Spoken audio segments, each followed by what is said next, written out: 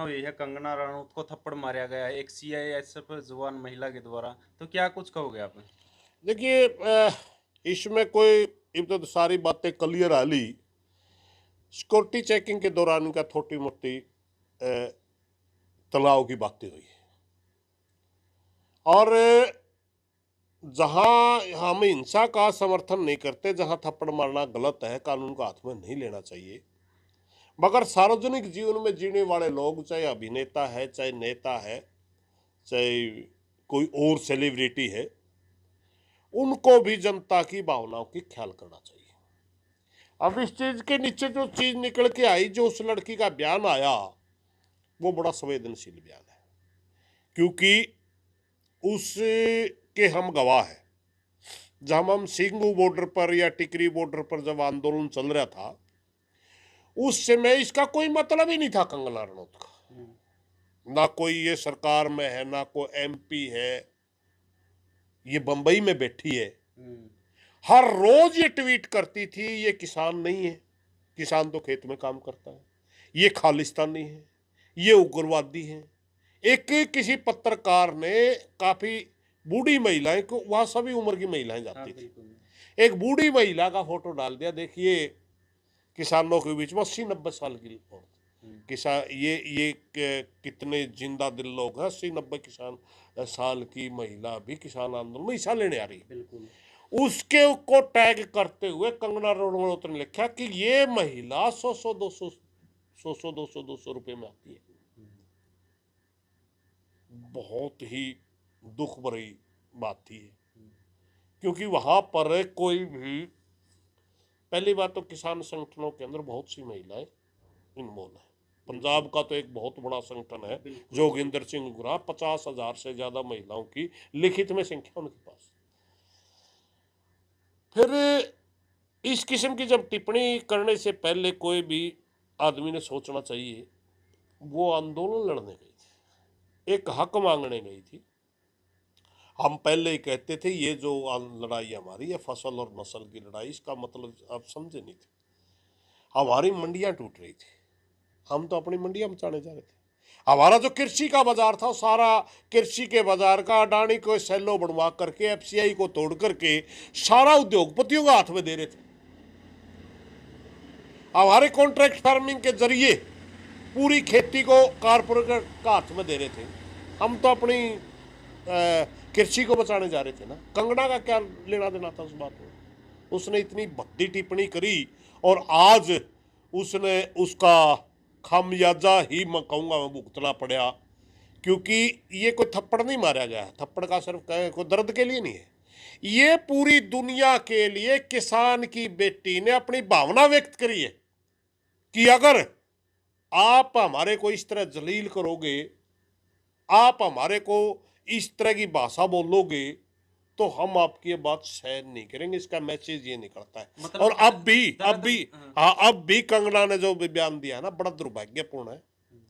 ये घटना होने के बाद भी सुधरी नहीं हो। सोचना तो उसने, मानना तो उसने ये चाहिए था। उसने पूछ के वे क्यों मारा, उसने बता दिया था मेरी माँ बैठी थी उस समय, जब तना 100-200 रुपये की बात करी, दर्द भरा था अंदर। बिल्कुल बिल्कुल, जब तने 100-200 की बात करी तो मेरी माँ बैठी थी। तू जावेगी ओड़ा 100 रुपया में? अब भी लग रहा धरना चली जा 100-200 में, ज्यादा 200 रुपये हम भी दे देंगे। कंगना अब बैठ दियो तो 200 रुपये रोज के ले जाओ, जितने दिन धरना चल रहा उस पर बैठो। प्रधान जी, एक सरकारी कर्मचारी होते हुए मतलब इस तरह करना क्या सही है, उचित मानो आप? उस समय जब अंदर से भावना जब उभरती है ना, इंसान की संवेदनाएं जब उभरती है ना, उस समय आदमी भूल जाता है तो कर्मचारी है या आम स्थान पे है। उसने अपनी माँ की वो तस्वीर नजर आई उस समय, उस लड़की ने माँ को ही बोला ना।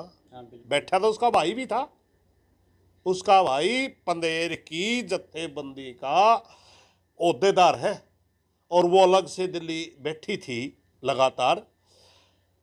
तो उसका भाई लगातार 13 महीने रहा, उसका नाम नहीं लिया उसने। उसने क्या नाम लिया? मेरी माँ बैठी थी।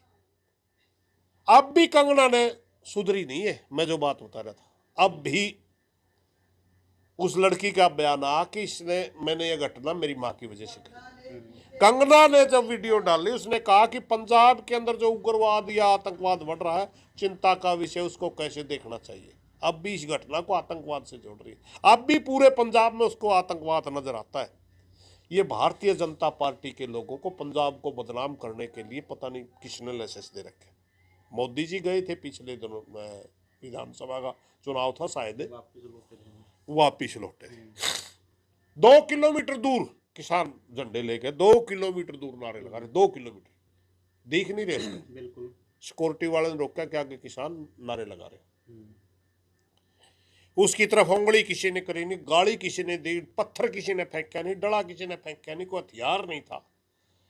और वहां आकर के कहता है पंजाब के मुख्यमंत्री को बता दियो, उस समय चन्नी साहब थे शायद, चन्नी साहब को बता दिया मैं पंजाब से जिंदा आ गया। अरे तेरा बेटा है कि नहीं हुआ जिंदा का, जिंदा मरण का कौन? मुख्यमंत्री का धन्यवाद करूं, मैं आज जिंदा लौटा है। जिंदा। वो तो एक थोड़ा सा, एक फोटो वो तो एक थोड़ा सा चन्नी साहब एक सहन कर गए उस बात ने, क्योंकि चन्नी साहब ये सोच रहे थे अगर तो अग्रेसिव होगा, तेरा जन्म दलित के घर में है, ये बड़े लोग हैं पता नहीं। लेकिन इसका कौन सा मतलब था?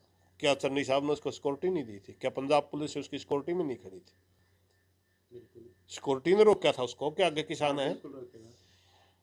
इनको पंजाब को बदनाम करने में अब कंगना को पंजाब का उग्रवाद पर बड़ी चिंता हो रही है। कंगना, ये लोग आरएसएस और बीजेपी वालों की इतनी गंदी सोच है। अगर कोई गलत काम करता हुआ कोई मुसलमान का लड़का मिल जाएगा, उसको पाकिस्तानी उग्रवादी अलगाववादी पता नहीं क्या कहेंगे।